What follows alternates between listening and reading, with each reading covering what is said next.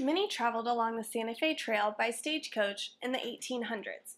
The Santa Fe Trail opened in 1821 for families who were looking for a better future. The Santa Fe was used to transport goods from Missouri to Mexico. Many families endured the thousands and thousands of miles it took to reach their final destination. An estimated 4,500 wagons traveled the Santa Fe in 1865. Even more adventures were taking place on the Oregon-California Trail during the 1840s and 1850s. Soldiers would travel on the Fort Leavenworth Military Road, which intersected the Santa Fe Trail to fight in the Mexican War of 1846. Present-day Johnson County, Kansas, provided water and campgrounds for the travelers. James B. and Lucinda Mahaffie had a huge impact on the travelers on the Santa Fe Trail. James was born in 1818 in Fayette County, Ohio. He moved to Indiana in 1834. In 1844, he married Miss Lucinda Henderson. They had 4 sons and 3 daughters. James was a hard-working farmer with a number of cattle. It was said in 1859 that the Mahaffie family raised more corn and wheat and fed more men than any other farmer in Kansas. The Mahaffies purchased 360 acres of land on what is today Olathe in 1858. They used oxen to move a portion of the wood frame home to their downtown lot about a mile away to their new farmland.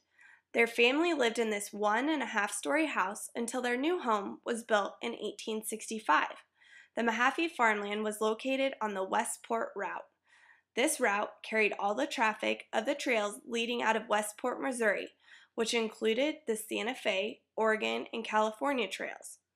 A local story reports that the Mahaffies' journey started one night in late 1858 when they received $5 from a traveler to sleep on the wood floors of their home. The Barlow and Sanderson stagecoach line needed a stop for their coaches running between Fort Scott and Fort Leavenworth, as well as carrying passengers and the U.S. mail from Independence, Missouri, all the way to the Santa Fe. They contracted with the Mahaffie family to provide one of the stops. This changed the Mahaffies' life forever. Like I said, the Mahaffies built a new house in 1865.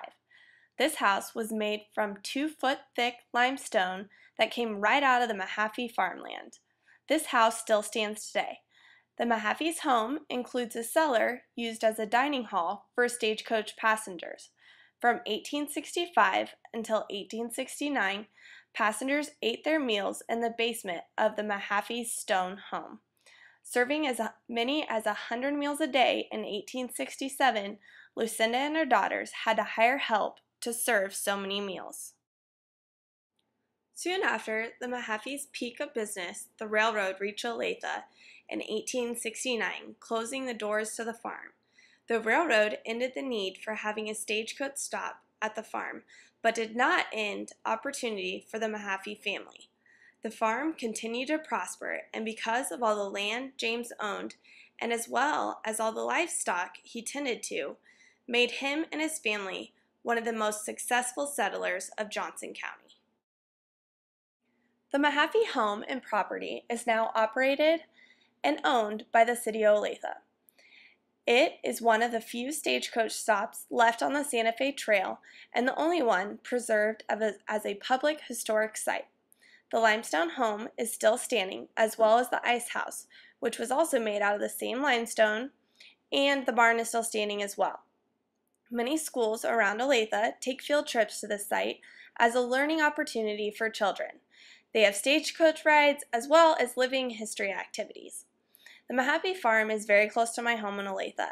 It is actually only a couple of blocks from my high school, and I pass it all the time. I can personally tell you that is an experience to visit this site. It really gives a feel for how times were back in the 1800s.